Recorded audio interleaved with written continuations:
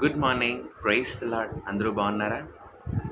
మన జీవితంలో రీస్టోరేషన్ అనేది చాలా ప్రాముఖ్యమైన విషయం. అంటే మరలా సమకూర్చబడడం. స్టోరేషన్ అంటే ఏంటండి? సమకూర్చుకోవడం.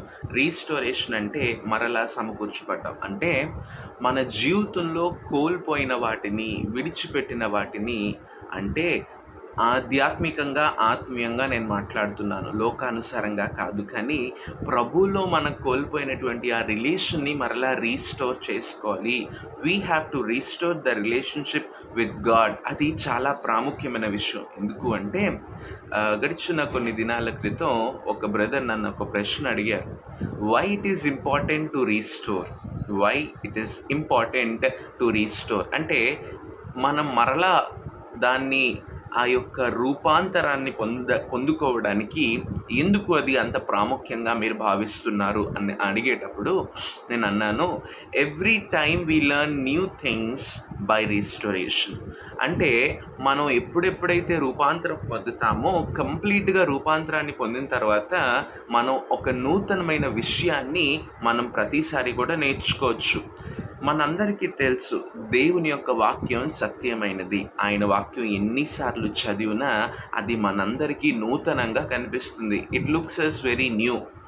అంటే ఎప్పుడు చదివిన వాక్యమైనా ఒకసారి మరలా చదివితే దైవాత్మ ప్రేరణతో అది ఇంకొక అర్థాన్ని మన జీవితంలో నెమ్మదిని కలుగజేస్తుంది కదా.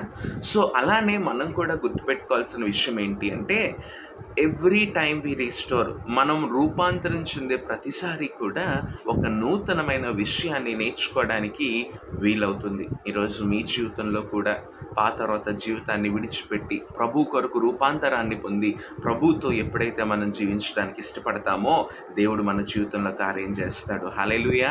ఈరోజు మీ జీవితంలో మీరు కార్యాన్ని చూడాలి అంటే, మీ జీవితంలో ప్రభు యొక్క కృప ఇంకా ఎక్కువగా వెల్లడిపరచబడాలి అంటే మనం చేయాల్సిన పని ఏంటో తెలుసా?